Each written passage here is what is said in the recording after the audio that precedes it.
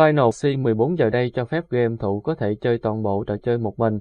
Final Fantasy 14 mới đây đã cho phép game thủ chơi toàn bộ tựa game MMORPG nổi tiếng một mình mà không cần sự giúp đỡ của bất kỳ ai. Game thủ giờ đây cuối cùng cũng có thể tự mình hoàn thành toàn bộ cốt truyện Final Fantasy 14. Tựa game Final Fantasy 14 là một MMORPG rất tuyệt vời để chơi với bạn bè, nhưng một số người muốn trải nghiệm câu chuyện của tựa game mà không có bất kỳ sự tương tác xã hội nào, và mới đây, tựa game đã đem lại một lợi ích to lớn cho những chú sói đơn độc.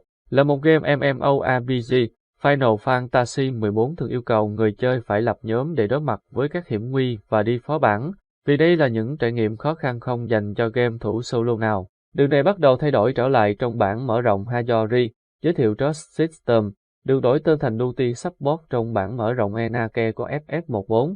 Với sự trợ giúp của Duty Support, người chơi có thể tránh được cái chết trong các dungeon bằng cách sử dụng NPC trong nhóm thay vì lập nhóm. Tuy nhiên, Duty Support chưa bao giờ theo kịp toàn bộ nội dung câu chuyện được phát hành cho đến thời điểm hiện tại. Giờ đây, tất cả nội dung câu chuyện hiện tại đều có thể chơi solo được. Điều này có nghĩa là tất cả các ngục tối mới, bao gồm Terror Necessity of Kala, Thebern, Thegimdak và Luna Soterrane đều có thể chơi được bằng hệ thống Duty Support. Thay đổi này sẽ đặc biệt hữu ích với những người chơi muốn xem toàn bộ cốt truyện bắt đầu với Arel Reborn và kết thúc 10 năm sau với Enake, nhưng muốn tránh chơi cùng người khác hoặc không tìm được nhiều đồng đội để chơi lại nội dung cũ. Mặc dù nó không biến FF14 thành một game chơi đơn toàn diện, nhưng ít nhất đó là một cách để chơi solo các nội dung cũ, vì các NPC được thêm vào nhóm rất hữu ích và cân bằng lối chơi. Tuy nhiên đây không phải là tất cả những thứ duy nhất mới thêm vào Final Fantasy 14.